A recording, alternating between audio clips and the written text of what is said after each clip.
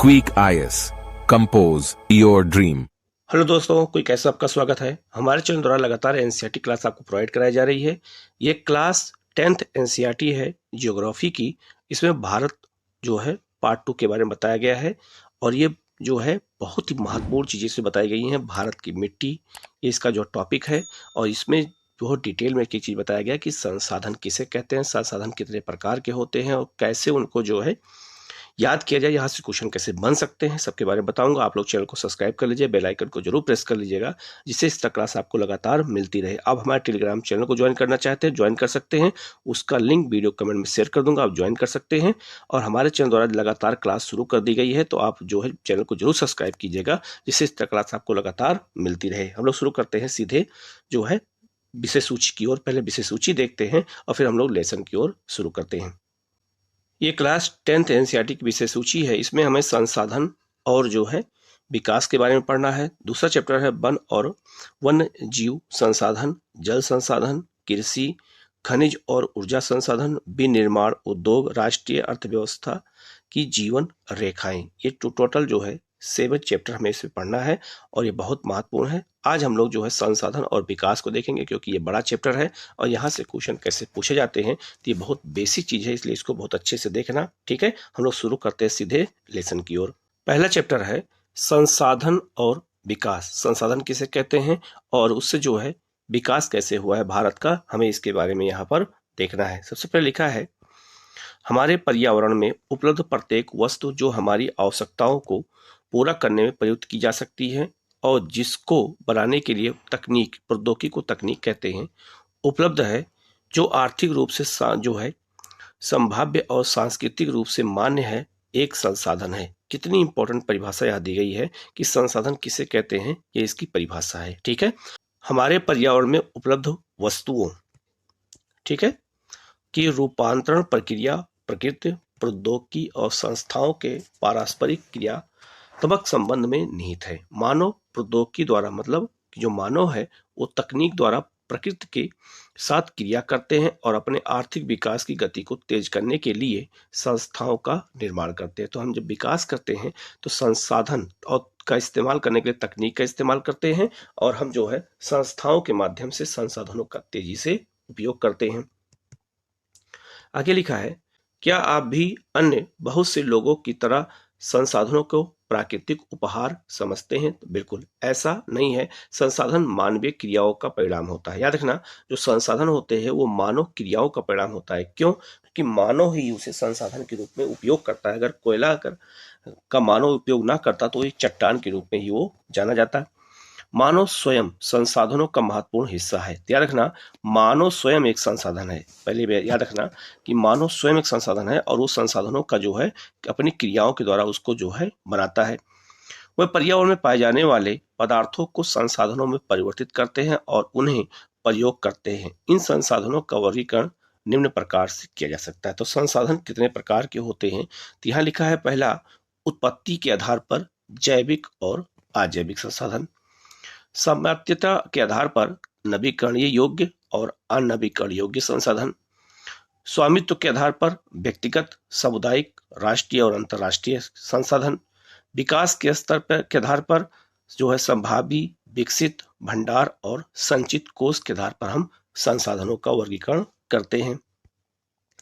यहाँ लिखा है कि जो मानव होता है तो मानव तकनीक का उपयोग करके, संस्थाओं का उपयोग करके और प्रकृति, भौतिक पर्यावरण का उपयोग करके ही किसी संसाधन का निर्माण करता है। तो याद रखना, मानव इसमें केंद्र में है और कितनी इंपॉर्टेंट बात यहाँ बताई गई है। यहाँ देखो एक टेबल बना हुआ है कि संसाधन कैसे होते हैं और यहाँ पे इसको समझाया गया है, तो आप देख सकते हैं। तो संसाधन दो तरह के होते हैं, एक प्राकृतिक संसाधन और एक मानवीय संसाधन। प्राकृतिक संसाधनों में नवीकरणीय योग्य संसाधन और अनवीकरण योग्य संसाधन होते हैं। तो नवीकरण योग्य संसाधन में हम क्या कह सकते हैं, जैसे सतत और अथवा जो है प्रवाह, जैसे पवन और जल विद्युत, सौर ऊर्जा को हम क्या कहते हैं, हम नवीकरणीय योग्य संसाधन कहते हैं। अनवीकरण योग्य संसाधन में क्या कहते हैं, जो पुनः चक्रण, जैसे धातुओं का या फिर जो है जीवाश्म ईंधनों का, ये सब क्या होते हैं, अनवीकरण संसाधन होते हैं। और याद रखना, नवीकरण संसाधन में जैव भी होते हैं, प्राकृतिक वनस्पति जैसे आपका वन और वन्य जीव, ये सब क्या है, नवीकरण संसाधन है, प्राकृतिक संसाधन है। मानवीय संसाधन में संरचनाएं एवं संस्थाएं हैं और मात्रा और गुणवत्ता, ये सब मानवीय संसाधन के एक एक रूप माने जाते हैं। तो संसाधनों का वर्गीकरण इसी आधार पर किया गया है और ऐसे ही हमें चीजों को याद करना है। संसाधनों के प्रकार, एक पहला लिखा है उत्पत्ति के आधार पर। तो संसाधन को हम जैसे ऊपर हमने देखा था कि संसाधन जो है उत्पत्ति के आधार पर, पहला है आपका जो है जैविक संसाधन। इन संसाधनों की प्राप्ति जीवमंडल से होती है और इसमें जीवन व्याप्त होता है। जैसे मनुष्य भी एक संसाधन है, वनस्पति प्राणी जाति जो है ये भी संसाधन है, मत्स्य जीवन ये भी संसाधन है, पशुधन ये भी संसाधन है जो प्रकृति द्वारा जिनमें जीव होता है। तो जिसमें जीव होता है उन्हें हम क्या कहते हैं, जैविक संसाधन। तो मानव भी इसमें शामिल है। अजैविक संसाधन वह सारे संसाधन जो निर्जीव वस्तुओं से बने होते हैं अजैव संसाधन कहलाते हैं, जैसे चट्टानें और धातुएं। ठीक है। दूसरा है समाप्तया के आधार पर नवीकरणीय योग्य संसाधन, जो समाप्त होने के कगार पे है।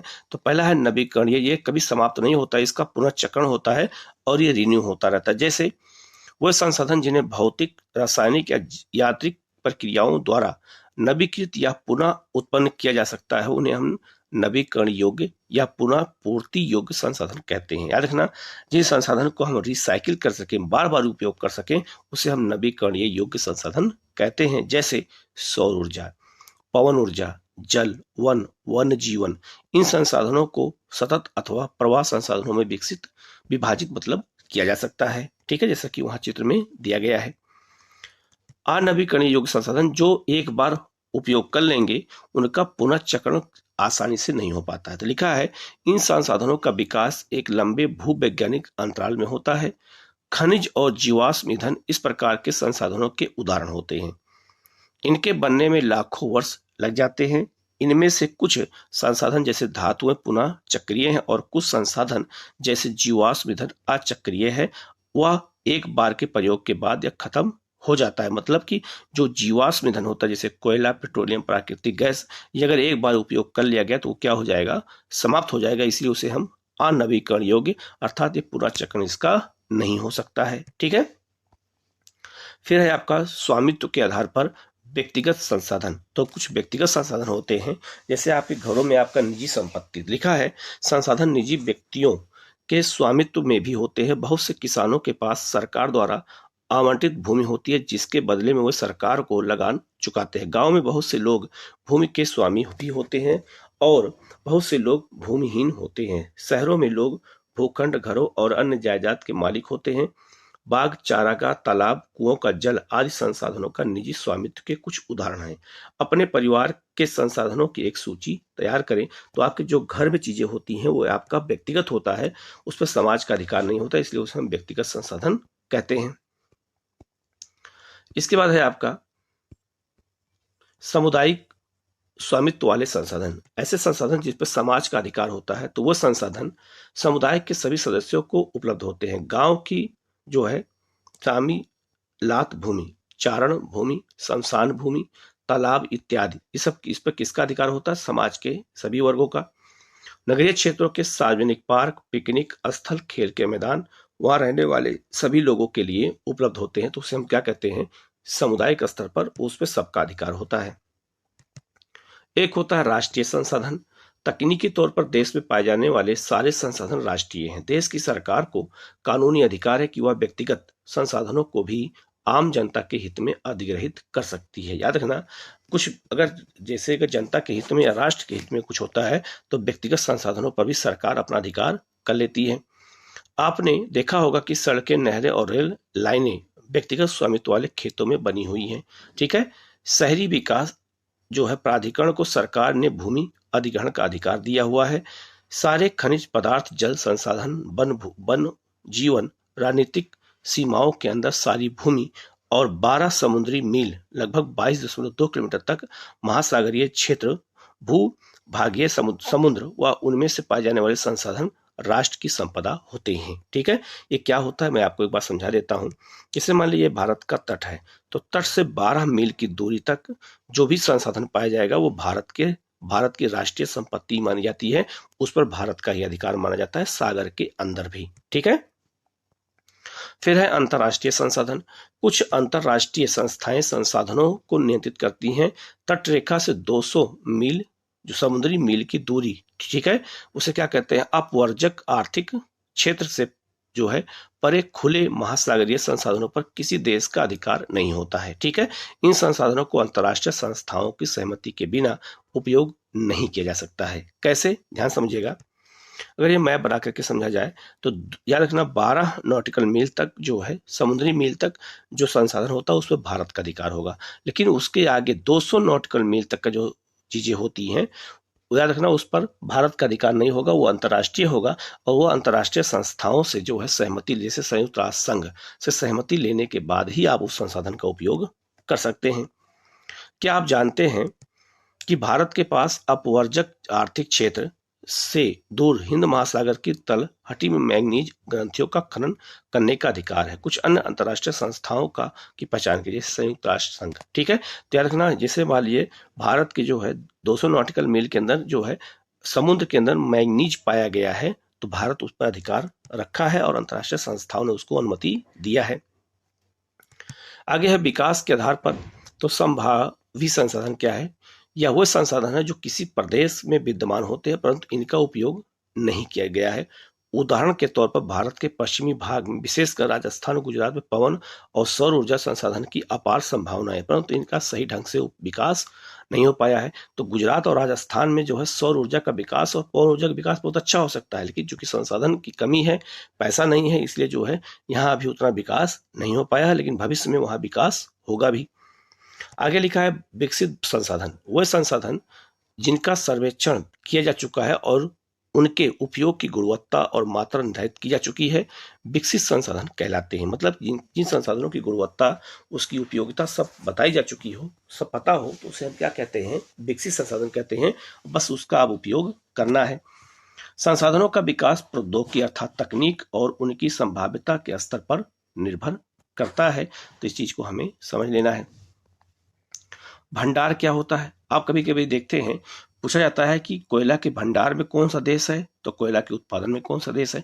तो भंडार क्या होता है? तो पर्यावरण में उपलब्ध वह पदार्थ जो मानव की आवश्यकताओं की पूर्ति कर सकते हैं परंतु उपयुक्त तकनीकी या प्रौद्योगिकी के अभाव में उसकी पहुंच से बाहर है। मतलब अभी जमीन के अंदर है और तकनीक का सहारा लेकर के हम वहां तक अभी नहीं पहुंच पाए हैं, तो ऐसे संसाधनों को हम भंडार कहते हैं। तो लिखा है वो भंडार में शामिल है। अभी वो भंडार है, उनका उपयोग मानव नहीं कर रहा है, लेकिन ये पता है कि वहां पर लोहा या जो है कोयला उपलब्ध है। उदाहरण के लिए जल दो गैसों हाइड्रोजन और ऑक्सीजन का यौगिक है।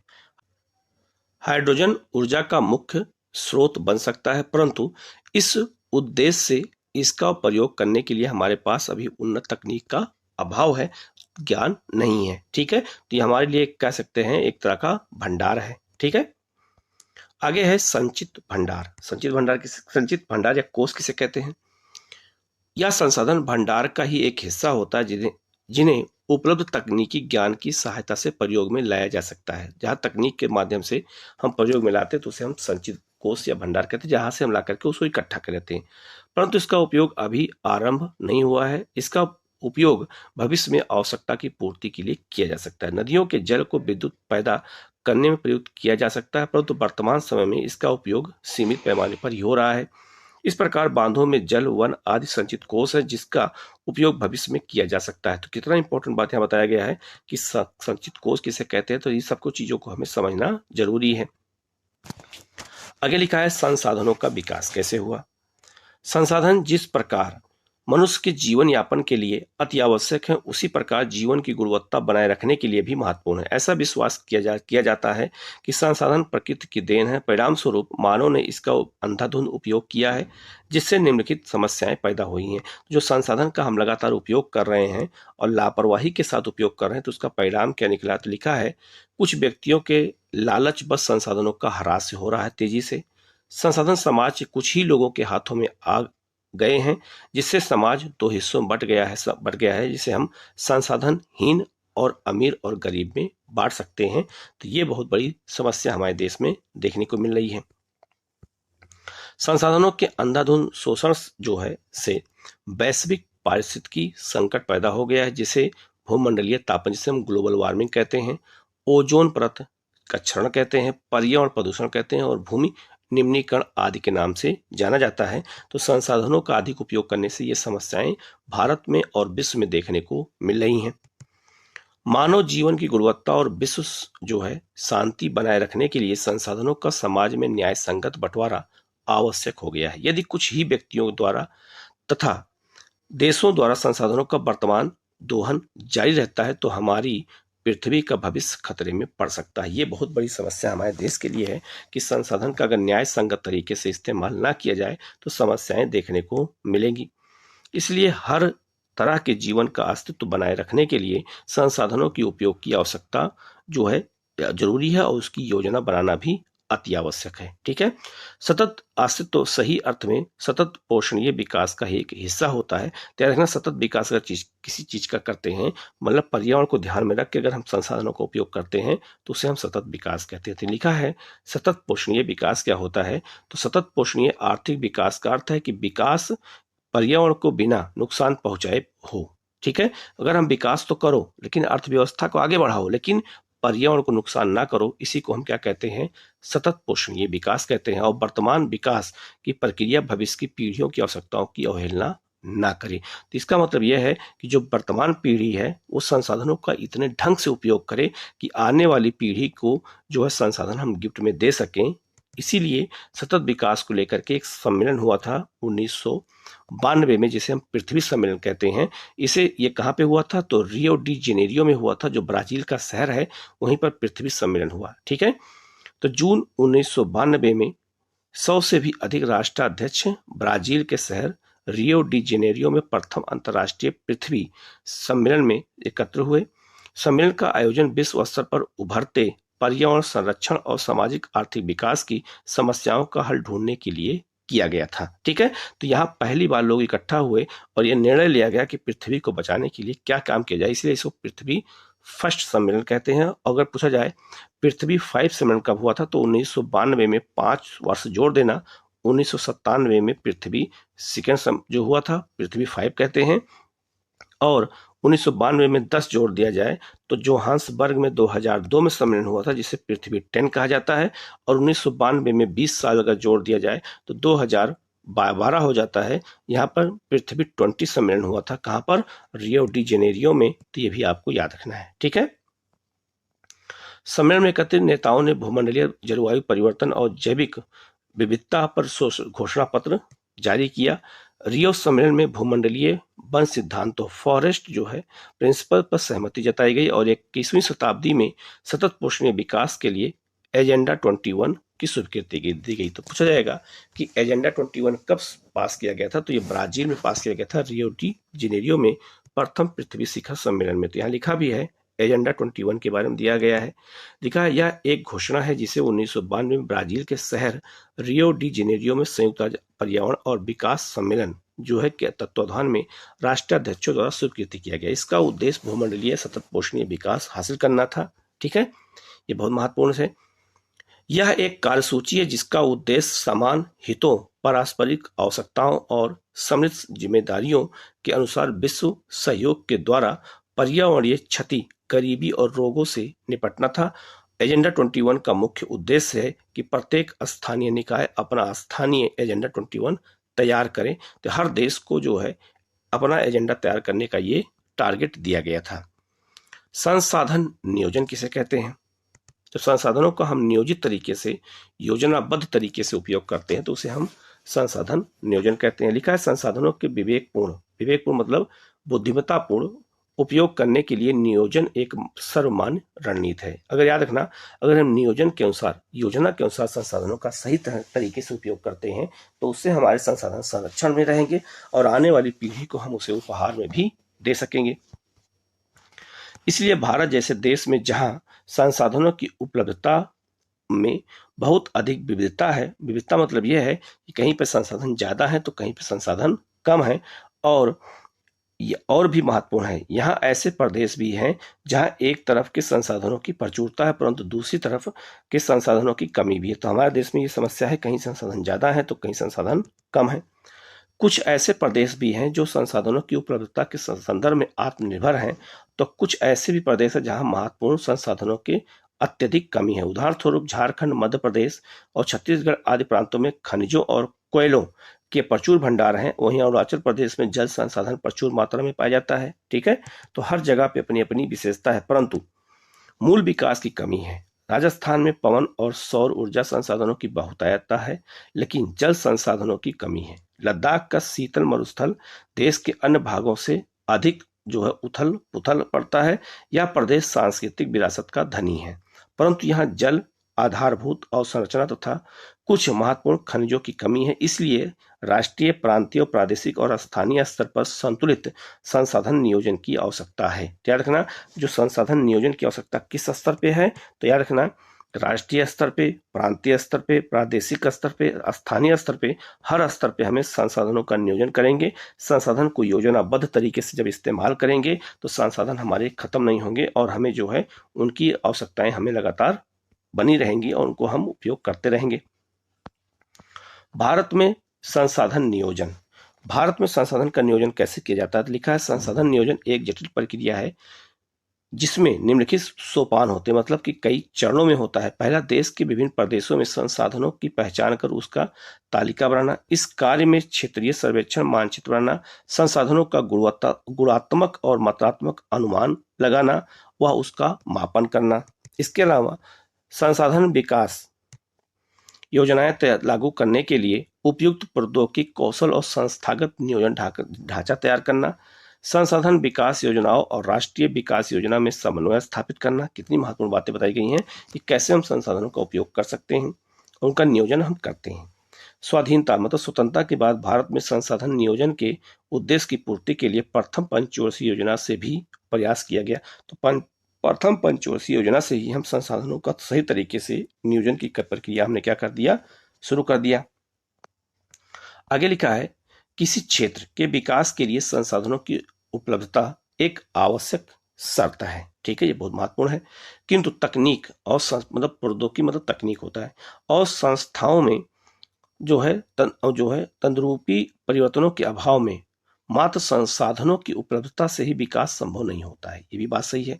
देश में बहुत से क्षेत्र हैं जो संसाधन समृद्ध होते हुए भी आर्थिक रूप से पिछड़े प्रदेशों की गिनती में आते हैं। बहुत से ऐसे देश, मतलब हमारे देश में राज्य हैं जहाँ संसाधन तो बहुत हैं लेकिन वो फिर भी पिछड़े राज्य में गिनती होती है। लेकिन इसके विपरीत कुछ ऐसे भी प्रदेश हैं जो संसाधनों की कमी होते हुए भी आर्थिक रूप से विकसित हैं। जैसे झारखंड में संसाधन बहुत है, उड़ीसा में संसाधन बहुत है, फिर भी वो पिछड़ा हुआ है। लेकिन दूसरी तरफ गुजरात है, महाराष्ट्र है, जहाँ संसाधन भी कम है तो वो ज्यादा उन्नति कर रहा है। तो ये भी हमें समझना पड़ेगा क्यों। ठीक है, लिखा है कि क्या आप संसाधन संपन्न परंतु आर्थिक रूप से पिछड़े और संसाधन विहीन परंतु आर्थिक रूप से विकसित प्रदेशों के नाम बता सकते हैं? मैंने आपको बता दिया है क्यों और कारण क्या है। तो कारण यह है कि जो झारखंड, उड़ीसा, छत्तीसगढ़ से जैसे राज्य है वहाँ नक्सलाइड एरिया ज़्यादा है, वहाँ विकास कम होता है क्योंकि वहाँ लोग पैसा निवेश नहीं करना चाहते हैं। वहाँ खतरा है, जान का खतरा, इसलिए वहाँ लोग पैसा नहीं निवेश नहीं करते हैं। वहाँ नई नई फैक्ट्रियाँ नहीं लगती हैं, वहाँ व्यापारी अपना पैसा लगाते नहीं हैं, वहाँ पे लैंड खरीदना आसान नहीं है। ठीक है, तो बहुत सारे खतरों के कारण लोग वहाँ पैसा नहीं लगाते हैं और चले जाते हैं कहाँ पे, गुजरात में और महाराष्ट्र में, वहाँ पैसा लगाते हैं और अपना बिजनेस चलाते हैं। ठीक है, आगे लिखा है उपनिवेशन का इतिहास हमें बताता है कि उपनिवेशों में संसाधन संपन्न प्रदेश विदेशी आक्रमणकारियों के लिए मुख्य आकर्षण रहे हैं। उपनिवेशकारी देशों ने बेहतर प्रौद्योगिकी के सहारे उपनिवेशों के संसाधनों का शोषण किया तथा उन पर अपना आधिपत्य स्थापित किया। अतः संसाधन किसी प्रदेश के विकास में तभी योगदान दे सकते हैं जब वहां उपयुक्त प्रौद्योगिकी विकास और संस्थागत परिवर्तन किए जाएं। उपनिवेशन के विभिन्न चरणों में भारत ने इन सब का अनुभव किया है, बिल्कुल किया है। हमारे यहाँ अंग्रेजों ने किस तरह से हमारा शोषण किया हमें पता है। अतः भारत में विकास सामान्यतः संसाधन और विकास लोगों के मुख्य संसाधनों की उपलब्धता पर ही आधारित नहीं है, बल्कि इसमें प्रौद्योगिकी, मानव संसाधन की गुणवत्ता और ऐतिहासिक अनुभव का भी योगदान रहा है। ये भी हमें समझना पड़ेगा कि इसमें तकनीक और मानव संसाधन की गुणवत्ता का भी योगदान रहा, तभी वो संसाधन बन पाया है। आगे लिखा है संसाधनों का संरक्षण। संसाधन किसी भी तरह के विकास में महत्वपूर्ण भूमिका निभाते हैं, परंतु संसाधनों का विवेकहीन उपयोग और अति उपयोग के कारण कई सामाजिक, आर्थिक और पर्यावरणीय समस्याएं पैदा हो सकती हैं। इन समस्याओं से बचाव के लिए विभिन्न स्तरों पर संसाधनों का संरक्षण आवश्यक है। बिल्कुल सही बात है।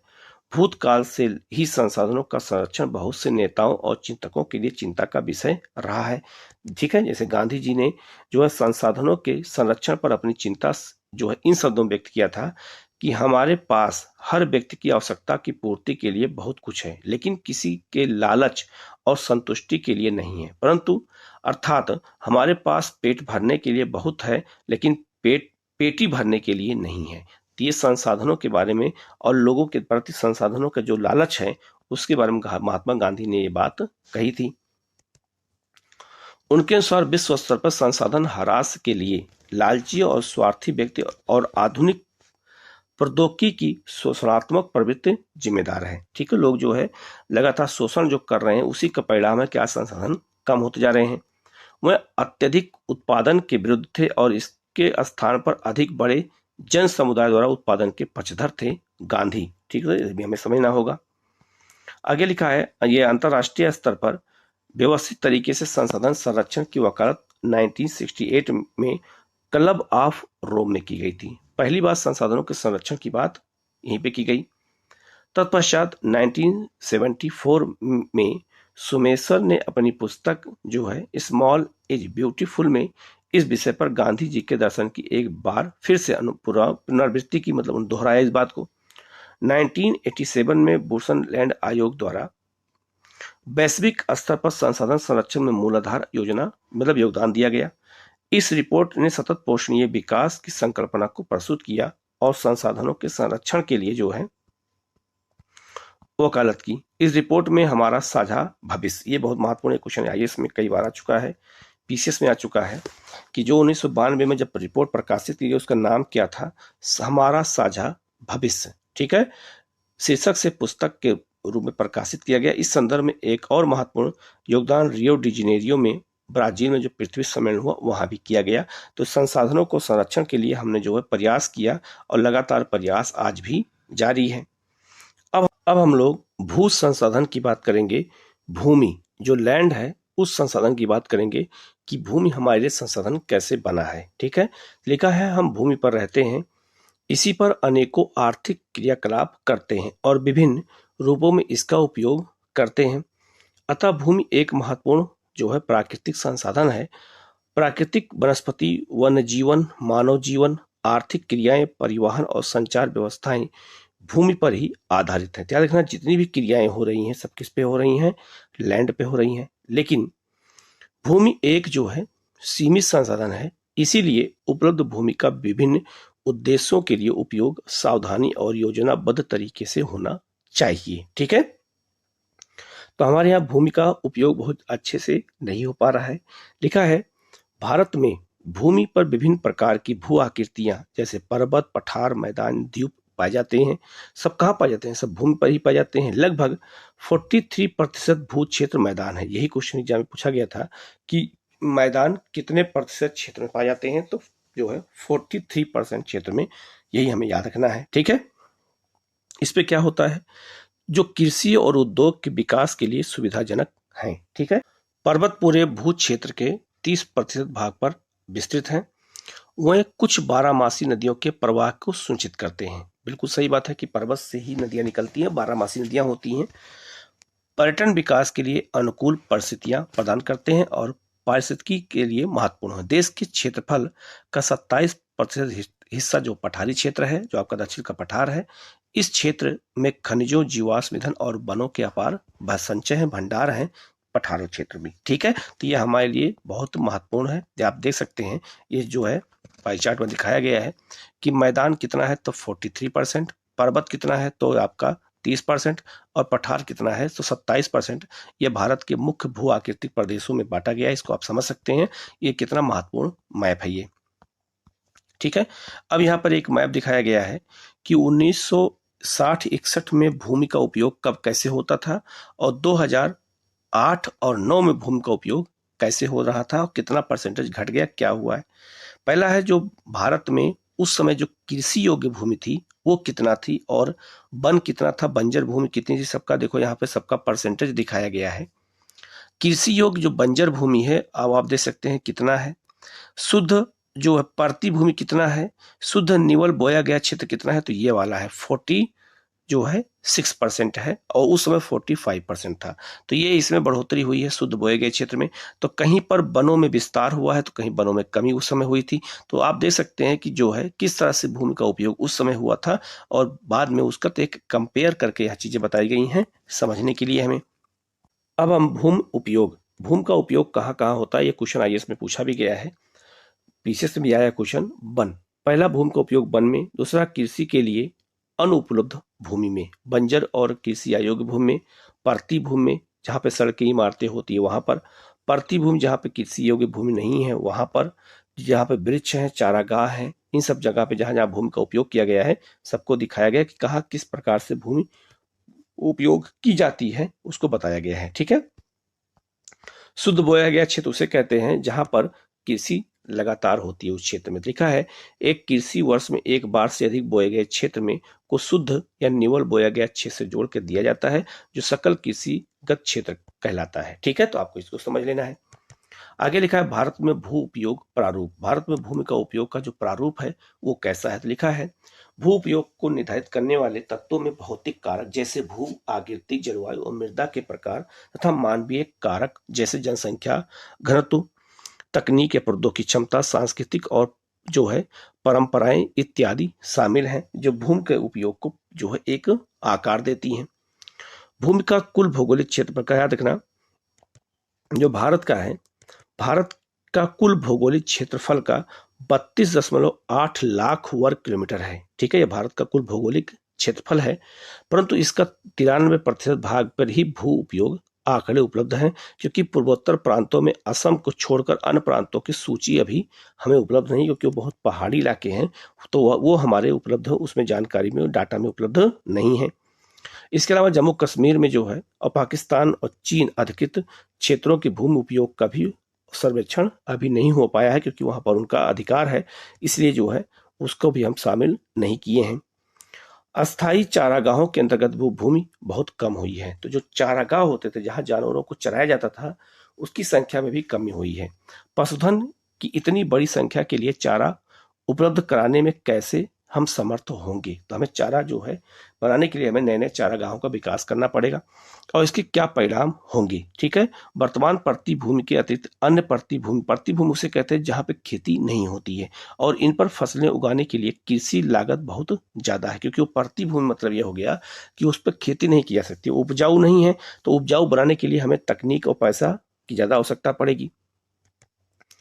अतः इस भूमि में 2 या 3 वर्षों में इनको 1 या 2 बार बोया जाता है और यदि इसे शुद्ध निवल बोए गए क्षेत्र में शामिल कर लिया जाता है तब भी भारत के कुल जो है सूचित जो है क्षेत्र के लगभग 54% हिस्से पर ही खेती हो सकती है। ठीक है, आगे लिखा है शुद्ध निवल बोए गए क्षेत्र का प्रतिशत भी विभिन्न राज्यों में भिन्न भिन्न है। जैसे पंजाब हरियाणा में 80% भूमि पर खेती होती है क्योंकि वहां पे खेती का लैंड ज्यादा है, वहीं अंडमान निकोबार मिजोरम मणिपुर अंडमान जो है अरुणाचल प्रदेश में 10% से भी कम क्षेत्र पर कृषि की जाती है। तो आप समझ सकते हैं कि शुद्ध बोया गया क्षेत्र भी अलग अलग राज्यों में अलग अलग है क्योंकि पर्वतीय पहाड़ी इलाका है। आगे लिखा है हमारे देश के राष्ट्रीय वन नीति 1952 द्वारा निर्धारित वनों के अंतर्गत 33% भौगोलिक क्षेत्र आच्छादित है, मतलब 33% वन होना चाहिए, जिसकी तुलना में वन के अंतर्गत क्षेत्र काफी कम है। वन नीति द्वारा निर्धारित यह सीमा पारिस्थितिकी संतुलन बनाए रखने के लिए आवश्यक है। याद रखना हमारे देश की जो पर्यावरण पारिस्थितिकी इकोसिस्टम बनाए रखने के लिए 33% वन होना जरूरी है। अभी कितना है, तो लगभग 24% वन है। वन क्षेत्रों के आसपास रहने वाले लाखों लोगों की आजीविका इस पर निर्भर करती है। भू उपयोग का एक भाग बंजर भूमि और दूसरा गैर कृषि प्रयोजन में लगाई गई भूमि कहलाता है। बंजर भूमि में पहाड़ी चट्टाने सूखी मरुस्थलीय भूमि शामिल है, ये सब बंजर भूमि है जहां पे कृषि नहीं हो सकती है। आगे लिखा है गैर कृषि प्रयोजनों में लगाई गई भूमि, गैर कृषि मतलब जो कृषि की योग्य नहीं है, जहाँ पे और कुछ काम होता है। कौन कौन सा है, जैसे बस्तियां, जहाँ कृषि नहीं होती है वहां पे बस्तियां बसी हुई हैं, सड़कें बनी हुई हैं, रेल लाइनें हैं, उद्योग लगाए गए हैं। लंबे समय तक लगातार भूमि संरक्षण और प्रबंधन की अवहेलना करने और लगातार भू उपयोग के कारण भू संसाधनों का निम्नीकरण हो रहा है। निम्नीकरण मतलब कमी हो रही है, प्रदूषण हो रहा है, कमी हो रही है। इसके कारण समाज और पर्यावरण पर गंभीर आपदा आ सकती है। आने वाले समय में हम भूमि का जो उपयोग सही ढंग से नहीं कर रहे हैं। भूमि निम्नीकरण और संरक्षण उपाय। भूमि एक ऐसा संसाधन है जिसका उपयोग हमारे पूर्वज करते आए हैं तथा भावी पीढ़ी भी इसी भूमि का उपयोग करेगी। बिल्कुल सही बात है। हम भोजन, मकान, कपड़े और की अपनी मूल आवश्यकताओं का 95% भाग भूमि से ही प्राप्त करते हैं। मानव कार्यकलापों के कारण न केवल भूमि का निम्नीकरण हो रहा है बल्कि भूमि को नुकसान पहुंचाने वाली प्राकृतिक ताकतों को भी बल मिल रहा है, जो हमारे यहाँ आपदाएं आती हैं। समय समय पर भारत में लगभग 13 करोड़ हेक्टेयर भूमि निम्नीकृत है। मतलब कि इतना हेक्टेयर भूमि निम्नीकृत मतलब प्रदूषित हो चुकी है। इसमें लगभग 28% भूमि निम्नीकृत वनों के अंतर्गत है, जो है 56% भूमि जल अपरदित है, मतलब जल द्वारा बह चुकी है, मतलब खराब हो चुकी है। और शेष क्षेत्र लवणीय और क्षारीय हो चुकी है, मतलब लवण और क्षार नमक की मात्रा ज्यादा हो गई है। तो 13 करोड़ हेक्टेयर भूमि हमारे यहाँ बर्बाद है, जो किसी काम की नहीं है। कुछ मानव क्रियाओं जैसे वनोन्मूलन, वनों को काटने से, अति पशुचारण से, खनन से भी भूमि के निम्नीकरण में मुख्य भूमिका निभाई है।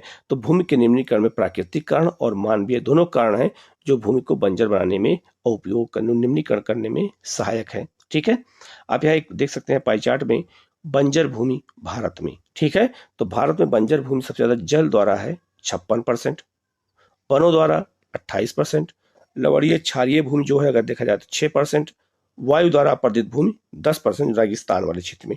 तो ये इतनी भूमि जो है बंजर पड़ी हुई है और ये जो है किसी काम की अभी नहीं है। खनन के उपरांत खदानों वाले स्थानों को गहरी खाइयों और मलबे के साथ खुला छोड़ दिया जाता है। याद रखना, जहाँ पे उत्खनन होता है वहां पे क्या करते हैं, जमीन को निकालने के बाद छोड़ देते हैं, तो वो भी जमीन क्या हो गई है, बेकार हो गई है। खनन के कारण, मतलब जहाँ खनिज निकाला जाता है, खनन के कारण झारखंड, छत्तीसगढ़, मध्य प्रदेश, उड़ीसा जैसे राज्यों में वनोन्मूलन मतलब भूमि का नुकसान हुआ है, वनों का नुकसान हुआ है, भूमि निम्नीकरण का एक कारण बन गया, क्योंकि वहां जंगल के जंगल पूरे काट दिए गए कोयला को निकालने के लिए। गुजरात, राजस्थान, मध्य प्रदेश, महाराष्ट्र में अति पशुचारण भूमि निम्नीकरण का मुख्य कारण है। अब अलग अलग राज्यों में भूमि के निम्नीकरण के कारण अलग अलग है। कितना इंपॉर्टेंट बात बताया गया। पंजाब, हरियाणा, पश्चिमी उत्तर प्रदेश जैसे राज्यों में अधिक सिंचाई भूमि निम्नीकरण के लिए उत्तरदायी है। वहीं अति सिंचन से उत्पन्न जलाकांतस भी निम्नीकरण जो है भूमि निम्नीकरण के लिए उत्तरदायी माना गया है, जिससे भूमि में लवणीयता और क्षारीयता बढ़ जाती है। खनिज प्रक्रियाएं जैसे सीमेंट उद्योग में चूना पत्थर को पीसना, मृदा बर्तन उद्योग में चूने, खड़िया मृदा और सेलखड़ी के उपयोग से बहुत अधिक मात्रा में वायुमंडल में धूल विसर्जित हो गई है। जब इसकी परत भूमि पर जम जाती है तो मृदा की जल सोखने की प्रक्रिया अवरुद्ध हो जाती है। मतलब कहने का मतलब है, जब भूमि पर चूना अगर फैल जाएगा हवा के द्वारा तो उससे क्या होगा, उससे भी हमारी जमीन क्या हो जाती है, भूमि नष्ट हो जाती है। पिछले कुछ वर्षों से देश के विभिन्न भागों में जो है औद्योगिक जल निकास से बाहर आने वाला अपशिष्ट पदार्थ भूमि और जल प्रदूषण का मुख्य स्रोत माना जाता है, ये भी समझना है। आगे लिखा है, भूमि निम्नीकरण की समस्या को सुलझाने के लिए कई तरीके, जैसे वनारोपण, वन को लगाना, चारागाहों का उचित प्रबंधन इसमें कुछ हद तक मदद कर सकते हैं। पेड़ों की रक्षक मेखला मतलब पेड़ लगाना, पशुचारण नियंत्रण तरीके से टीलों को जो रेतीले टीलों को कांटेदार झाड़ियों लगाकर स्थिर बनाने की प्रक्रिया से ही भूमि कटाव को रोका जा सकता है। ठीक है, तो याद रखना, बंजर भूमि के उचित प्रबंधन, खनन, नियंत्रण और औद्योगिक जल को परिष्करण के पश्चात विसर्जित करके जल और भूमि प्रदूषण को कम किया जा सकता है। तो इनके द्वारा हम क्या कर सकते हैं, भूमि को हम बचा सकते हैं, ये भी बहुत महत्वपूर्ण है। आगे लिखा है मृदा संसाधन। अब मृदा संसाधन किसे क्या है, और मृदा में जो है भूमि जो है हमारे देश में भूमि के अंतर्गत मृदा मतलब कितने प्रकार की पाई जाती है, अब इसका अध्ययन करना है। तो लिखा है मिट्टी अथवा मृदा, मृदा कहीं लिखा हो या मिट्टी लिखा हो बात एक ही है। तो मिट्टी अथवा मृदा सबसे महत्वपूर्ण नवीकरण योग्य प्राकृतिक संसाधन है या पौधों के विकास का माध्यम है जो पृथ्वी पर विभिन्न प्रकार के जीवों का पोषण करती है। मृदा एक जीवंत तंत्र है। कुछ सेंटीमीटर गहरी मृदा बनने में लाखों वर्ष लगते हैं। याद रखना, जो मिट्टी हमारी है उसको बनने में लगभग लाखों वर्ष लग जाती है, बात याद रखना। मृदा बनने की प्रक्रिया में उच्चावच, जनन, शैल अथवा सस्तर शैल जलवायु, वनस्पति और अन्य जैव पदार्थ और समय मुख्य कारक हैं जिससे जो है मृदा का निर्माण होता है। तो मिट्टी के निर्माण करने में क्या क्या योगदान होता है? पहला है आपका उच्चावच, दूसरा है जनन शैल चट्टान, तीसरा है जलवायु, चौथा है वनस्पतियां, अगला है जैव पदार्थ और समय। तो ये जो है 5 से 6 चीजें मिल करके तब मिट्टी का निर्माण करती हैं। प्रकृति के अनेकों तत्व जैसे तापमान परिवर्तन, बहते जल की क्रिया, पवन, हिमनदी और अपघटन क्रियाओं आदि मृदा बनने की प्रक्रिया में योगदान देती हैं। मृदा में होने वाले रासायनिक और जैविक परिवर्तन भी महत्वपूर्ण है। मृदा जैव, ह्यूमस और अजैव दोनों प्रकार के पदार्थों से बनती है। ठीक है। मृदा बनने की प्रक्रिया को निर्धारित करने वाले तत्वों में जैसे उनके रंग, गहराई, गठन, आयु और रासायनिक और भौतिक गुणों के आधार पर भारत की मृदाओं को निम्नलिखित प्रकारों में बांटा गया है। तो किस आधार पर? तो उनके तत्व के आधार पर, रंग के आधार पर, गहराई के आधार पर, गठन के आधार पर, वायु के आधार पर और रासायनिक जो है और भौतिक गुणों के आधार पर मिट्टी को हमारे यहाँ कितने भागों में बांटा गया है उसे यहाँ बताया गया है। तो याद रखना, हमारे यहाँ जो मिट्टी बांटी गई है उसमें पहला है मृदा का जो वर्गीकरण है या प्रकार है। वो याद रखना, भारत में जो मृदा है वो कई प्रकार की है। टोटल मृदा 8 प्रकार की है, लेकिन इसमें कितने प्रकार बताया गया है हमें देखना है। देखा है भारत में अनेक प्रकार के उच्चावच और भू आकृतिक जलवायु और वनस्पतियां पाई जाती हैं। इस कारण अनेक प्रकार की मृदाएं विकसित हुई हैं। तो पहला है जलोढ़ मृदा। जलोढ़ मृदा को हम एलुवियल सॉइल कहते हैं इंग्लिश में। इसे हम दोमट मिट्टी कहते हैं। इसी को जो है बलुई मिट्टी कहते हैं, याद रखना। इसी को हम चिकनी मिट्टी भी बोलते हैं। इसका निर्माण कैसे हुआ है? तो नदियां जो अवसाद लेके आती हैं, जमा करती हैं, उसी से जलोढ़ मृदा का निर्माण हुआ है। और भारत में सबसे अधिक मृदा जलोढ़ मृदा पाई जाती है और ये दुनिया की सबसे उपजाऊ मृदा है, ये भी याद रखना।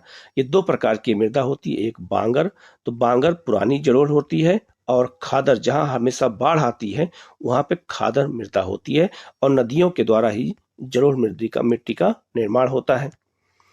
यह मृदा विस्तृत रूप से फैली हुई है और यह देश की महत्वपूर्ण मृदा है। वास्तव में संपूर्ण पृथ्वी जो है उत्तरी मैदान जलोढ़ मृदा से बना है। यह मृदाएं हिमालय के 3 महत्वपूर्ण नदी तंत्रों सिंधु, गंगा और ब्रह्मपुत्र द्वारा लाए गए निक्षेपों या अवसाद से बनी है। एक सकरे गलियारे के द्वारा ये मृदाएं राजस्थान और गुजरात तक फैली हुई हैं। पूर्वी तटीय मैदान विशेषकर महानदी गोदावरी, कृष्णा और कावेरी नदियों के डेल्टा में भी जलोढ़ मिट्टी मतलब मृदा पाई जाती है। ठीक है। तो इसको हम पहले मैप के थ्रू समझ लेते हैं कि जलोढ़ मिट्टी कहाँ कहाँ पाई जाती है। तो आप ये देख सकते हैं जलोढ़ मिट्टी जो है ये गुजरात से की पट्टी से लेकर के पतली सकरी पट्टी और राजस्थान होते हुए पंजाब, हरियाणा, दिल्ली, पश्चिमी उत्तर प्रदेश जो है होते हुए ये बिहार से जो है पश्चिम बंगाल और इधर आसाम के ब्रह्मपुत्र घाटी में, ठीक है, मिट्टी पाई जाती है। इसके बाद आप ये देख सकते हैं पूर्वी तटीय मैदान में देखिए आप, यहाँ महानदी का डेल्टा है, यहाँ कृष्णा गोदावरी डेल्टा है, यहाँ कावेरी डेल्टा है, यहाँ भी ये मिट्टी पाई जाती है, जलोढ़ मिट्टी पाई जाती है। और ये भी याद रखना जो आपका ये वाला क्षेत्र है, आपका पश्चिमी उत्तर प्रदेश और पूरा ये क्षेत्र है, ये बांगर मिट्टी का क्षेत्र है और ये खादर मिट्टी का क्षेत्र है। ये भी आपको याद रखना, जहां प्रत्येक वर्ष बाढ़ आती है वहां पर खादर मिट्टी पाई जाती है। जितना अच्छा मैप यहाँ बना के बताया गया है तो आप समझ सकते हैं कि मैप के माध्यम से हमें चीजों को समझने में कितनी आसानी होती है। तो पहला जो मिट्टी हमारे यहाँ कौन सी मिट्टी है? जलोढ़ मिट्टी है। दूसरा, हम जैसे जैसे मिट्टी को पढ़ेंगे वैसे हम यहाँ पे क्षेत्र को आपको दिखाते चलेंगे। ठीक है। आगे लिखा है अब इसमें क्या क्या चीजें पाई जाती हैं। तो जलोढ़ मृदा में रेत जो है सिल्ट और मृत्तिका के विभिन्न अनुपात पाए जाते हैं। जैसे हम नदी के मुहाने से घाटी में ऊपर की ओर जाते हैं, मृदा के कणों का आकार बढ़ता जाता है। नदी घाटी के ऊपरी भाग में जिसे ढाल के समीप मोटे कण वाली मृदाएं पाई जाती हैं। ऐसी मृदाएं पर्वतों की तलहटी में, मैदानों में जैसे चो क्षेत्र और तराई में भी पाई जाती हैं। ठीक है। कणों के आधार पर, घटकों के आधार पर मृदाओं की पहचान उनकी आयु के द्वारा की जाती है। आयु के आधार पर जलोढ़ मृदाएं 2 प्रकार की होती हैं, पुरानी जलोढ़ जिसे हम बांगर कहते हैं और नवीन जलोढ़ जिसे हम खादर कहते हैं, जिसके बारे में हमने आपको बताया था पहले ही। बांगर मृदा में कंकड़ ग्रंथियों की मात्रा ज्यादा होती है। जो बांगर मृदा पुरानी मृदा होती है उसमें कंकड़ पत्थर ज्यादा होते हैं, जबकि खादर मृदा में बांगर मृदा की तुलना में ज्यादा महीन कण पाए जाते हैं और सबसे उपजाऊ कौन होता है? खादर ही होता है। जलोढ़ मृदाएं बहुत बहुत उपजाऊ होती हैं। अधिकतर जलोढ़ मृदाएं पोटास, फास्फोरस और चूना पत्थर युक्त होती हैं। तो जलोढ़ मृदा में पोटास ज्यादा पाया जाता है, फास्फोरस ज्यादा पाया जाता है और चूना पत्थर पाया जाता है। लेकिन कमी किसकी होती है? नाइट्रोजन की, जो इनको गन्ने, चावल, गेहूं और अन्य अनाजों और दलहन फसलों की खेती के लिए उपयुक्त बनाती हैं। अधिक उपजाऊपन के कारण जलोढ़ मृदा वाले क्षेत्रों में गहन कृषि की जाती है और यहाँ जनसंख्या घनत्व भी अधिक है। सूखे क्षेत्रों की मृदाएं अधिक क्षारीय होती है, मतलब उसमें जो है अम्ल ज्यादा हो जाता है। इन मृदाओं का सही उपचार, सिंचाई करके उनकी पैदावार बढ़ाई जा सकती है। जलोढ़ मृदा के बारे में मैंने बता दिया, यहाँ क्या क्या पाया जाता है। अब दूसरा आता है काली मिट्टी। काली मिट्टी को हम कई नाम से जानते हैं। ध्यान रखना, काली मिट्टी को रेगुर मिट्टी कहते हैं क्योंकि इसके कण छोटे होते हैं। इसे लावा मिट्टी भी कहते हैं, इसे कपासी मिट्टी भी कहते हैं, इसे जो है बेसाल्ट मिट्टी भी कहते हैं। तो काली मिट्टी के कई प्रकार हैं। काली मिट्टी ज्वालामुखी क्रिया के द्वारा हुई है। तो याद रखना, लिखा है यहाँ पे, इन मृदा का रंग काला होता है। तो मिट्टी बिल्कुल काले कलर की होती है, इसलिए इसको हम काली मिट्टी कहते हैं। और इन्हें रेगर मृदाएं भी कहा जाता है, रेगुर मृदा कहते हैं। ठीक है। काली मृदा कपास की खेती के लिए उपयुक्त समझी जाती है और काली कपासी मृदा के नाम से भी ये जानी जाती है। आगे लिखा है, आप ये देख सकते हैं काली मिट्टी का, ये देख सकते हैं, ये जब मिट्टी सूख जाती है तो बिल्कुल ये फट जाती है और इसमें देखो अब दरारें उत्पन्न हो जाती हैं। तो काली मिट्टी की ये बहुत बड़ी विशेषता है, से भी होती है। यह माना जाता है कि जलवायु और जनन शैलों ने काली मृदा के बनने में महत्वपूर्ण योगदान दिया। इस प्रकार की मृदाएं दक्कन पठार, बेसाल्ट क्षेत्र के उत्तर पश्चिमी भागों में पाई जाती हैं। लावा और जनन क्षेत्रों से बनी होती है, लावा से बनी होती हैं। ये मृदाएं जो है महाराष्ट्र, सौराष्ट्र, मालवा, मध्य प्रदेश, छत्तीसगढ़ के पठारी भागों में पाई जाती हैं और दक्षिण पूर्वी दिशा में गोदावरी और कृष्णा नदियों के घाटियों में भी ये फैली हुई है। आप मैप के माध्यम से देख सकते हैं। यह है आपका काली मिट्टी का क्षेत्र। ये पूरा काली मिट्टी का क्षेत्र है, गुजरात के सौराष्ट्र में पाई जाती है और ये पूरा देख सकते हैं, ये काली मिट्टी का क्षेत्र थोड़ा सा यहाँ भी पाई जाती है। ठीक है। महानदी के क्षेत्र, डेल्टा मतलब कि घाटी क्षेत्र में, तो ये काली मिट्टी का क्षेत्र यही है। महाराष्ट्र, ये मालवा पठार महाराष्ट्र का जो पूरा क्षेत्र है, मध्य प्रदेश का क्षेत्र है, ये काली मिट्टी का क्षेत्र माना जाता है। काली मृदा बहुत महीन कणों और अर्थात मृत्तिका से बनी होती है। इसमें बहुत महीन कण पाए जाते हैं मिट्टी के। इसकी नमी धारण करने की क्षमता बहुत अधिक होती है, नमी बहुत ज़्यादा धारण करती है। इसके अलावा ये मृदाएं कैल्शियम कार्बोनेट, मैग्नीशियम, पोटास और चूने जैसे पौष्टिक तत्वों से परिपूर्ण होती है। तो काली मिट्टी में कैल्शियम ज़्यादा पाया जाता है, कार्बोनेट ज़्यादा पाया जाता है, मैग्नीशियम ज़्यादा पाया जाता है, पोटास ज़्यादा पाया जाता है, चूना पत्थर ज़्यादा पाया जाता है। लेकिन फास्फोरस की यहाँ कमी पाई जाती है। यही क्वेश्चन आपसे एग्जाम में पूछा जाएगा। गर्म और शुष्क मौसम में इन मृदाओं में गहरी दरारें पड़ जाती हैं, जिससे इनमें अच्छी तरह वायु मिश्रण हो जाती है। गीली होने पर ये मृदाएं चिपचिपी हो जाती हैं और इनको जोतना मुश्किल हो जाता है। तो अगर गीली हो जाएगी तो ये बहुत चिपचिपी हो जाती है, इसलिए इसकी जुताई नहीं हो पाती है। इसीलिए इसकी जुताई मानसून प्रारंभ होने से पहले बौछार में ही कर दी जाती है। तो इसकी जुताई पहले ही कर देते हैं, नहीं तो ये मिट्टी में खेती करना आसान काम नहीं है। अगला है लाल और पीली मिट्टी। ये बात याद रखना, लाल पीली मिट्टी इसका नाम कैसे पड़ा? अगर मिट्टी सूखी रहेगी तो रेड हो जाती है, अगर मिट्टी भीग जाती है तो पीले कलर की दिखती है। ये बात याद रखना। लिखा है, लाल मृदा दक्कन पठार के पूर्वी और दक्षिणी हिस्सों में रवेदार आग्नेय चट्टानों पर कम वर्षा वाले भागों में विकसित होती है। तो याद रखना, जहाँ पे ज्यादा खनिज पाए जाते हैं वहीं पर ये मिट्टी पाई जाती है। लाल और पीली मृदाएं उड़ीसा, छत्तीसगढ़, मध्य गंगा घाटी के दक्षिण छोर पर और दक्षिण और पश्चिमी घाट की जो पहाड़ी पद पर पाई जाती है। इन मृदाओं का रंग लाल रवेदार आग्नेय और रूपांतरित शैलों से हुआ है। इसमें लौह धातु के प्रसार के कारण इसका रंग पीला और इसमें जल योजन के कारण होता है। याद रखना, लाल मिट्टी का रंग लाल क्यों होता है? क्योंकि उसमें लोहे की मात्रा ज्यादा पाई जाती है और जैसे मिट्टी जल योग मतलब भीग जाती है तो इसका रंग पीला हो जाता है। ठीक है। आप पहले इसको मैप के थ्रू इसको देख सकते हैं। आप ये देख सकते हैं कि लाल पीली मिट्टी कहाँ कहाँ पाई जाती है, ये आप देख सकते हैं। तो जहाँ खनिज संसाधन वाले क्षेत्र हैं वहीं पर ये लाल मिट्टी पाई जाती है। ठीक है। आगे एक मिट्टी है लेटराइट मिट्टी। ये क्या होती है इसको देख लेते हैं। पर्वतीय और शुष्क मिट्टी किसे कहते हैं ये भी देख लेते हैं। तो आप देख सकते हैं, पहले मैं बता देता हूँ पर्वतीय मिट्टी कहाँ पाई जाती है। तो पर्वतीय मिट्टी आप देख सकते हैं, ये वाला क्षेत्र है पर्वतीय मिट्टी का। आप देख सकते हैं लद्दाख में, जम्मू कश्मीर में, हिमाचल प्रदेश में, उत्तराखंड में, सिक्किम में और आपका अरुणाचल प्रदेश में कौन सी मिट्टी पाई जाती है? तो पर्वतीय मिट्टी। ठीक है। शुष्क मिट्टी को हम मरुस्थलीय मिट्टी कहते हैं, और ये मिट्टी कहाँ पाई जाती है? तो आपका जो रेगिस्तान है वहां पे पाई जाती है। ठीक है। और लेटराइट मिट्टी कहाँ पाई जाती है? तो लेटराइट मिट्टी वहां पाई जाती है जहां अधिक वर्षा होती है, वहां पे लेटराइट मिट्टी पाई जाती है। अभी इसके बारे में हम आपको आगे बताता हूं मैं। यहाँ लिखा है जो है लेटराइट मिट्टी। लेटराइट मिट्टी वहां पाई जाती है जहां पे अधिक वर्षा होती है। तो जो याद रखना, जैसे मान लीजिए मिट्टी की लेयर है, अगर अधिक वर्षा होगी तो मिट्टी की ऊपरी लेयर कट के अलग हो जाएगी, तो वहाँ कंकड़ पत्थर पाए जाएंगे, छोटे छोटे चट्टानी टुकड़े पाए जाते हैं, तो उसी को हम लेटराइट मिट्टी कहते हैं। तो लेटराइट मिट्टी जहाँ ज़्यादा पाई जाती है जहाँ पे जो है अधिक वर्षा होती है, उसमें ईंट पत्थर के टुकड़े ज़्यादा पाए जाते हैं। ठीक है। तो लिखा है लेटराइट शब्द ग्रीक भाषा के शब्द लेटर से बना है, लिया गया, जिसका अर्थ होता है ईंट।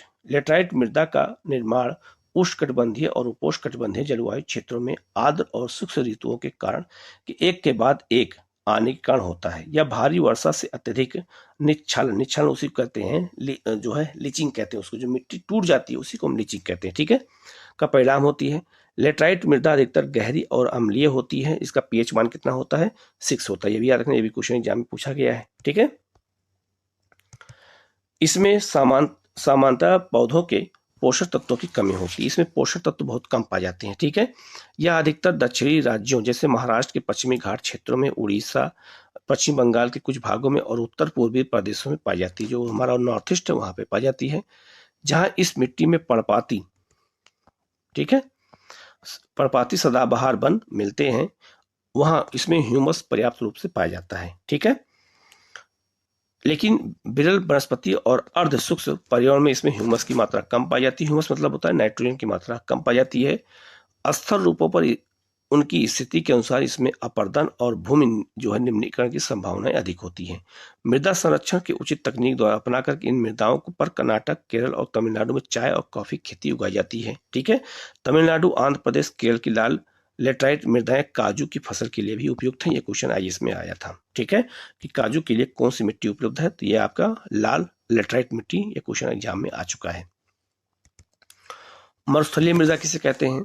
मरुस्थलीय मृदाओं का रंग लाल और भूरा होता है। ये मृदाएं आमतौर पर रेतीली और लवणीय होती है। इस मतलब इसमें नमक की मात्रा अधिक होती है। ठीक है।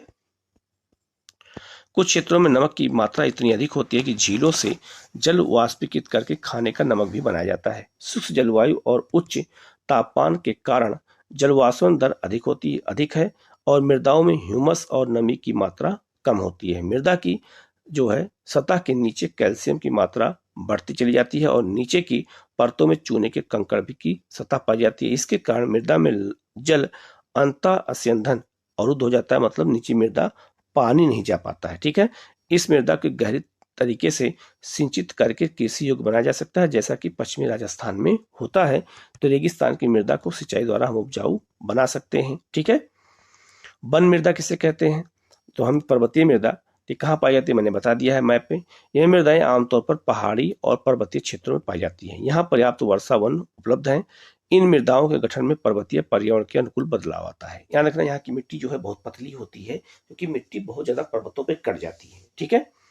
नदी घाटियों में ये मृदाएं दोमट और सिलदार होती हैं, परंतु ऊपरी भागों पर इनका गठन मोटे तौर पर होता है। हिमालय के हिमाच्छादित क्षेत्रों में इन मृदाओं का बहुत अपर्दन होता है और ये अधिक जो है सिलिक तथा ह्यूमस रहित होती है। नदी घाटियों के निचले क्षेत्रों में, विशेषकर नदी सोपानों और जलोढ़ पंखों आदि में भी ये मिट्टी उपलब्ध पाई जाती है। ये भी याद रखना है।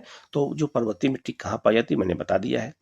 अब आते हैं मृदा अपर्दन और संरक्षण। मृदा अपर्दन का मतलब होता है मिट्टी का जो कटाव होता है, जो मिट्टी बह जाती है उसी को मृदा अपर्दन कहते हैं, या फिर हवा द्वारा उड़ जाती है।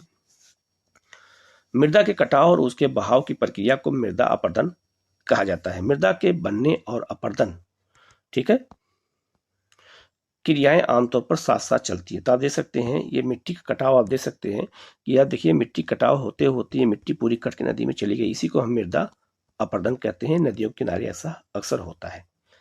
लिखा है और दोनों में संतुलन होता है, परंतु मानवीय क्रियाओं और जैसे वनोन्मूलन, अतिचारण, निर्माण और खनन आदि से कई बार यह संतुलन भंग हो जाता है तथा प्राकृतिक तत्व जैसे पवन, हिमनदी और जल मृदा अपरदन करते हैं। तो याद रखना, पवन, हिम नदी और जल ही जो है मृदा क्या करते हैं, अपरदन करते हैं, मिट्टी को बाहर ले जाते हैं। बहता जल मृतिका युक्त मृदाओं को काटते हुए गहरी वाहिकाओं बनाता है, जिन्हें हम अवनालिका कहते हैं। अवनालिका किसे कहते हैं आप यहाँ मैप पे देख सकते हैं, ये देख सकते हैं, इसी को अवनालिका कहते हैं। अवनालिका अपरदन, जब मिट्टी बहती है तो बीच बीच में यहाँ पे नालियां बन जाती हैं और सब मिट्टी बह करके चली जाती है, इसी को हम अवनालिका कहते हैं। आगे लिखा है, ऐसी भूमि जोतते योग्य नहीं होती है, उसे हम उत्खात भूमि कहते हैं। इसी को हम याद रखना कहते हैं चंबल का बीहड़। चंबल का जो बीहड़ है उसे महाखड्ड कहते हैं और ये हमें मिट्टी वहीं पर मिलती है। ठीक है, चंबल बेसिन में ऐसी मिट्टी को खड्ड भूमि कहा जाता है। कई बार जल विस्तृत क्षेत्र को ढके हुए ढाल के साथ नीचे की ओर बहता है। ऐसी स्थिति में इस क्षेत्र की जो ऊपरी मृदा घुल करके जल के साथ बह जाती है, इसे हम चादर अपरदन भी कहते हैं। मतलब ऊपर वाली सारी मृदा मिट्टी बह जाती है। पवन द्वारा मैदान अथवा ढालू क्षेत्र से मृदा को उखाड़ ले जाने की प्रक्रिया को पवन अपरदन कहते हैं। तो याद रखना, जैसे जब हवा बहुत तेज बहती है तो ऊपरी मिट्टी को क्या करती है, उड़ा ले जाती है, उसे हम क्या कहते हैं, पवन अपरदन कहते हैं। ठीक है, कृषि के गलत तरीके से भी मृदा अपरदन होता है। गलत ढंग से हल चलाने, ठीक है, जैसे जल पर ऊपर से नीचे की ओर हल चलाने से जो है वाहिकाएं बन जाती हैं। जैसे याद रखना, मान लीजिए पहाड़ है, ठीक है, तो पहाड़ पर अगर जुताई ऐसे कर देंगे तो सब मिट्टी नीचे की ओर बह जाएगी। तो पहाड़ों जुताई इस तरह करते हैं जिससे मिट्टी कट के नीचे ना आने पाए, उसी को ये बता रहा है। ठीक है, ढाल वाली भूमि पर समोच्च रेखाओं के समानांतर हल चलाने से ढाल के साथ जल बहाव की गति घटती जाती है, इसे समोच्च जुताई कहा जाता है। वही मैंने जो आपको बताया, इसी को जो है समोच्च जुताई कहते हैं। ढाल वाली भूमि पर सोपान बनाए जा सकते हैं। सोपान कृषि अपरदन को नियंत्रित करती हैं। पश्चिमी और मध्य हिमालय में सोपान अथवा सीढ़ीदार कृषि काफी लोकप्रिय होती है। तो याद रखना, जो हमारा जो हिमालय वाला क्षेत्र है उन सब क्षेत्रों में सीढ़ीनुमा खेती की जाती है। ठीक है, बड़े खेतों को पट्टिकाओं में बांधा जाता है और फसलों के बीच में घास की पट्टियां उगाई जाती है, जिससे वहां पे जो है अननेसेसरी जो है खरपतवार न होने पाए। ये पवनों द्वारा जनित बल को कमजोर करती हैं और याद रखना मिट्टी के अपरदन को भी रोक देती हैं। इस तरीके को पट्टी कृषि कहते हैं। पेड़ों को कतारों में लगाकर रक्षक मेखला बनाकर भी पवन की गति को कम किया जा सकता है। जैसे मान लीजिए रेगिस्तान है, अब रेगिस्तान में मान लीजिए रेगिस्तान पूरा है, तो यह क्या करते हैं, वहां पे पेड़ों की एक पट्टी लगा देते हैं ऐसे कि जब हवा बहे तो वो रेत को क्या करे, इन्हीं पेड़ों में फंसा करके छोड़ दे, तो उसे हम रक्षक मेखला कहते हैं। ठीक है, आगे लिखा है, इन रक्षक पट्टिकाओं द्वारा पश्चिमी भारत में रेत के टीलों के स्थानीयकरण में महत्वपूर्ण योगदान दिया जा रहा है। तो ऐसा भारत में हो भी रहा है। ठीक है, तो ये पूरा जो है मैंने आपको बता दिया, एक कहानी यहाँ दी गई, इसको देख लीजिएगा। तो इस चैप्टर में क्या क्या बहुत महत्वपूर्ण था मैंने बता दिया है। इस क्वेश्चन भी देख लेते हैं। लिखा है कि लौह अयस्क किस प्रकार का संसाधन है। ठीक है, तो लौह जो है ये याद रखना, ये नवीकरणीय योग्य संसाधन है, क्योंकि इसका हम रिसाइकिल कर सकते हैं। ज्वारीय ऊर्जा निम्नलिखित में किस प्रकार का संसाधन नहीं है। तो याद रखना, ये कैसा संसाधन नहीं है ज्वारीय ऊर्जा, तो ये मानवकृत संसाधन नहीं है, प्राकृतिक है। पंजाब में भूमि निम्नीकरण का निम्नलिखित में से मुख्य कारण क्या है। तो पंजाब में गहन सिंचाई, ये अधिक सिंचाई करना भूमि का निम्नीकरण का संसाधन है। निम्नलिखित में से किस प्रांत में सीढ़ीदार सोपानी कृषि होती है। तो उत्तराखंड में होती है। ठीक है, क्योंकि पर्वतीय क्षेत्र है। ठीक है, तो ये जितना भी महत्वपूर्ण क्वेश्चन मैं बता दिया हूं। आगे लिखा है, इनमें से किस राज्य में काली मृदा मुख्य रूप से पाई जाती है। तो आप महाराष्ट्र बता सकते हैं। ठीक है, तो जितने भी क्वेश्चन थे मैंने बता दिया है, इसको आप देख लीजिएगा। अभी जो ये क्वेश्चन यहाँ दिए गए हैं, यही सब क्वेश्चन मेंस के एग्जाम में आते हैं, लिखने को आते हैं। ठीक है।